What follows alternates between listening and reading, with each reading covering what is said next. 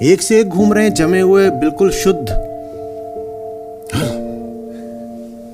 शुद्ध जीवन जीते हैं, शुद्ध कर्म करते हैं, शुद्ध भोजन करते हैं, शुद्ध हमारी दिनचर्या है और शुद्ध हमारा नाड़ा है।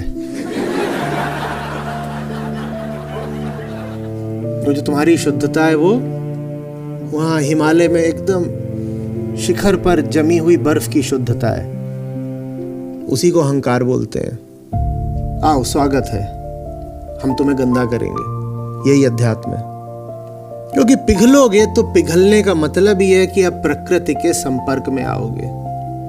और मां है सब, वहां ऊपर बैठ करके जिसको छूने को नहीं मिल रहा था, अब उससे गुजरोगे, उसमें समाओगे। होना भी तो यही चाहिए ना। जल क्या है? प्रकृति है। और मिट्टी भी क्या है? तो जल वहां से बह करके मिट्टी के संपर्क में क्यों ना आए और दुनिया की नजरों में फिर मटमैला कहलाए तो कहलाए। दुनिया तो यही चाहेगी कि तुम मिट्टी को कभी स्पर्श न करो, वहां ऊपर बैठ करके अपनी शुद्धता का परचम फहराते रहो। दुनिया तो यही चाहेगी। तुम्हें जमीन पर उतरना है, तुम्हें गंदा हो जाना है, वही निर्मलता है। गंदा होने से डरना मत। समाज चूंकि अहंकार का ही बना है, तो इसीलिए वो शुद्धता के नाम पर तुम्हें और काट कर रखता है। दूर रहना, अलग रहना।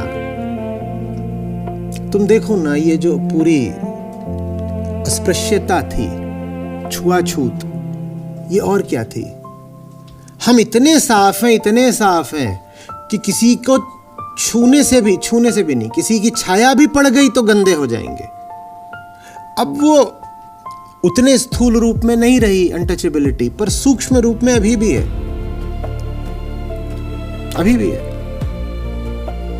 और जरूरी नहीं है कि भारत में हो, पूरी दुनिया में है। I don't want to enter the mess of life. ये और क्या है? I won't jump into that cesspool. ये और क्या है? कूदो ना गंदी जगहों पर। तुम वहां कूदोगे नहीं तो सफाई कौन करेगा? सेसपूल बोल देने से क्या हो जाता है? सफाई करने के लिए किसी को तो जाना पड़ेगा ना। बात आ रही समझ में?